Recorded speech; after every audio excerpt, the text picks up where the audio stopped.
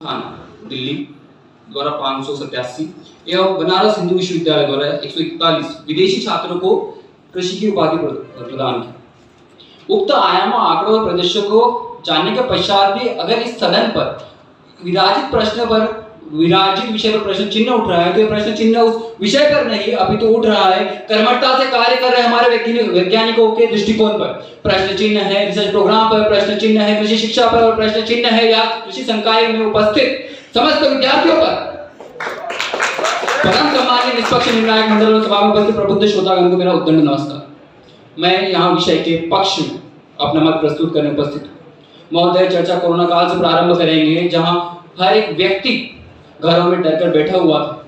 एक मैसेज मात्र के फैल जाने से लोग घरों की दहलीज तक पार नहीं करते थे। उसी समय हमारी कृषि ने अर्थव्यवस्था की कमान संभाली एवं 7.3 ऋणात्मक वृद्धि को 3.6 धनात्मक वृद्धि में परिवर्तित कर दिया। महोदय, हमारे कृषि संस्थान भविष्य के लिए तैयार है या नहीं, इसका आकलन मात्र इससे लगाया जा सकता है कि कोरोना वैक्सीन के निर्माण में एग्री बायोलॉजिकल लैब की सेफ्टी में प्रथम और द्वितीय श्रेणी की लैब हमारे कृषि की एग्रीकल्चर में जो ट्रायल होने वाले थे वैक्सीन के एनिमल ट्रायल्स में, उसमें जो लैब प्रोवाइड की गई थी हमारे द्वारा, कृषि जैव प्रौद्योगिकी में CRISPR-Cas9 और जीनोम सीक्वेंसिंग के लिए हमारी लैब ने प्रोवाइड किया। महोदय, नाबार्ड की माने तो तत्कालिक समय में 20.75 वृद्धि देश की अर्थव्यवस्था में हमारे कृषि ने की। महोदय, ICAR के तहत देश में 70 राज्य कृषि विश्वविद्यालय, 3 समतुल्य कृषि विश्वविद्यालय और 4 केंद्रीय कृषि विश्वविद्यालय जो मनुष्य की, जो मानव की अनुबद्धता और विचारिकता को सक्षमता रूप से अग्रसर कर रही है। महोदय, ICAR और डेयर के अनुसार नए पाठ्यक्रम में उच्च कृषि शिक्षा में नीति प्रणाली, नीतियां, कर्मठता और साथ ही साथ बहुमुखी आयामों को प्रवेशित किया गया है। उदाहरण के तौर पर हमारे स्वयं के विश्वविद्यालय में षष्ठम अधिष्ठाता समिति का देख लीजिए, उसमें ऐसे कृषि विषयों का समावेशित किया गया है कि जो विद्यार्थी है वो बहुमुखी उद्योगक बन सकता है। महोदय, मेरे कुछ विपक्षी मित्र विदेशों की चर्चा कर रहे थे, उन्हें मैं बताना चाहूंगा कि भारतीय कृषि शिक्षा में प्रत्येक नवाचार संभव है। वो चाहे आपके चाय के कप में उपस्थित आसाम के बाग की हो, आपके मंदिर में रखे केरल के नारियल, आपने जो कपड़े पहने हुए हैं वो आए हुए गुजरात से, और जो आप औषधियां खाते हैं वो आई है हिमालय से।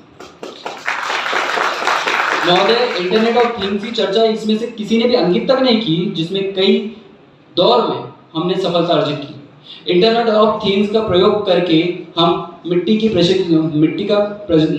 में जो उपस्थित पोषक तत्व है उनका स्तर, मिट्टी में नमी, साथ ही साथ जो ग्रीन हाउस बन रहे हैं उनमें आर्द्रता, तापमान या पर्यावरणीय कारकों को देख पा रहे हैं।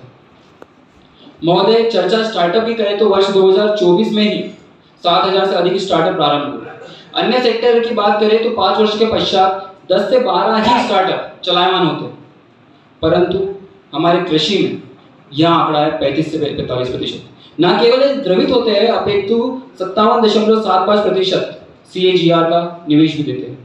At last but not least, for my fellow debaters, as a student of agriculture, I admit this fact with a conqueror, with the support of millions and billions of the youth, that agriculture innovations are indomitable, agriculture innovations are valuable, agriculture innovations are unbeatable, till the agriculture student is present at the podium as well.